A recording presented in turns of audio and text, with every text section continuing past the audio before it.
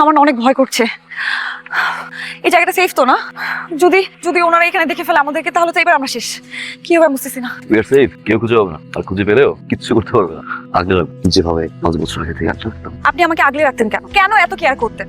আমি আপনার কে, আর আপনি আমার কে বলেন? মতোই আছে না, ছেন ছেন ছেন ছেন ছেন ছেন ছেন ছেন বলে বলে ছামবো। আপনি কি বদলেছেন? এখনো তো আগের মতো মারামারি। কার জন্য করি? তোমার জন্য। আমার জন্য কেন? আমি তোকে ভালোবাসি দিদি, 5 বছর আগেও ভালোবাসতাম, এখনো বাসি। ভালোবাসি? টাকাতে দৌড়ানি খেয়ে কি আপনার মাথার তার তো সব ছিঁড়ে গেছে? কি বলছেন আপনি? বুঝতে পারছেন না? আপনি আমাকে ভালোবাসেন? আরে আপনি তো ভালোবাসেন আপনার ফ্রেন্ডকে, ওই যে কি জানি নাম মেয়েটার। ও হ্যাঁ, মনে পড়েছে না, জেরিন। আপনি তো জেরিনকে ভালোবাসেন। What? Zarin? হ্যাঁ। Zain our friend, nothing else. জেরিনকে ভালোবাসলে কেন গিয়েছিলাম আমি সিলেটে? মিথ্যে বাহানা দিয়ে কেন গিয়েছিলাম তোমার খোঁজে, তোমার বাসায়? তুমি ভালোবাসতাম বলে। মিথ্যা কথা। আমি সেদিন আপনার সাথে দেখা করার জন্য আপনার হোটেলে গিয়েছিলাম। আপনি সেদিন ছিলেন, আপনার জন্য একটা চিঠি লিখে এসেছিলাম। আপনি সেদিন আসেননি। আমি সারাদিন আপনার জন্য সেখানে অপেক্ষা করেছি। আবার আপনি আমাকে জানার পর্যন্ত নাই যে কেন সেদিন আপনি আসলেন না। আর এখন এসে এইসব কথা বলছেন। হয়তো সেদিন আমি চিঠিটা পাইনি, আমি চিঠি পেয়েছি গত পরশুদিন। আমি বিশ্বাস করি না। দেখো চিঠি মার্কেট কুরিয়ার করে চিঠি আমার বাসায় যায়। যখন আমার বাসায় যায়, আমি জাপানে দেখি অন্য জানতো না এই চিঠি কার দেওয়া। হয়তো আমার বাসায় আগুন না লাগলে আমি কোনদিন জানতেও পারতাম।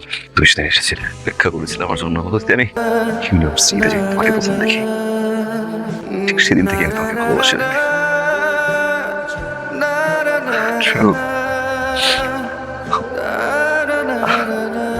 আমার এত টাকা পয়সা অভাব ছিল না যে আমার একটা বাসায় গিয়ে ওকে পড়াতে হবে। কেন পড়াতে হবে? তোমার জন্য। আমার বাবা মায়ের কোনো অভাব ছিল না, তোমার বাসায় আমি তোমাকে পড়তে যাবো দিদি। কেন যেতাম? কেন এত কেয়ার করতাম দিদি? কোনো কারণ ছাড়াই কেন তোমার সামনে আমি দাঁড়াতাম? তোমাকে নিয়ে কেউ বাজে কথা বললে কেন সহ্য করতে পারতাম না? কারণ আমি তোমাকে ভালোবাসতাম। একবার না, 2বার না, বারবার বলতে চেয়েছিলাম, আমি বলতে পারিনি। আমার কাছে মনে হতো তুমি ছোট, কিভাবে নিবে, রিয়াক্ট করবে কিনা, ওকে একটু বড় হোক, শুনলে হয়তো রাগ করবা, ইম্যাচিউর বিহেভ করবা, বাজেভাবে নিবা। অপেক্ষা করছিলাম। আজ না কাল বলবো, কাল বলতে পারিনি, পরশু বলবো, পরশু বলতে পারিনি তো কি হয়েছে, একদিন বলবো, পারিনি বলতে।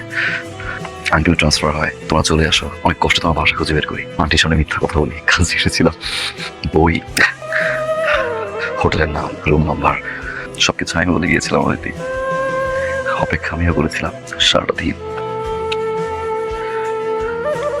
কোনো পাওয়া না হইতে শুধু একটা বার ওর চোখের সামনে দাঁড়িয়ে বলতে চেয়েছিলাম, হয়তো আমি তোকে ভালোবাসি।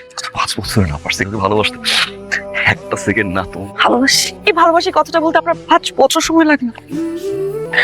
আমি এই কথাটা শোনার জন্য কত অপেক্ষা করছি। আপনি এখন এসে আমাকে বলছেন আপনি আমাকে ভালোবাসতেন। আর কয়দিন পরে আমার বিয়ে, আমার এনগেজমেন্ট হয়ে গেছে। আর এখন আমি শুনি আপনি আমাকে ভালোবাসেন। সেই মানুষটাকে আমি এত ভালোবাসি।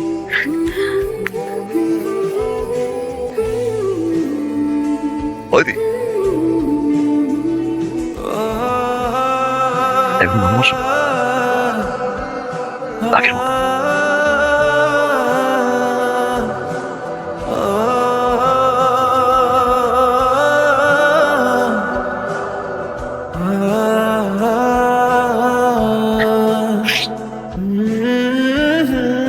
আবির, আমি তোমার কাছ থেকে এটা আশা করিনি। তোমাকে আমি ছেলের মতো জানি। আমি খুব কষ্ট পেয়েছি, কাজটা তুমি ভালো করোনি। তুই আমার আর অদিতির ফ্যামিলির সম্মান নষ্ট করেছিস। বকর, ওর লাগেজটা নিয়ে আয় এক্ষুনি। তুই এই মুহূর্তে এই বাড়ি থেকে বের হয়ে যাবি, তা না হলে আমার চেয়ে খারাপ কেউ হবে না।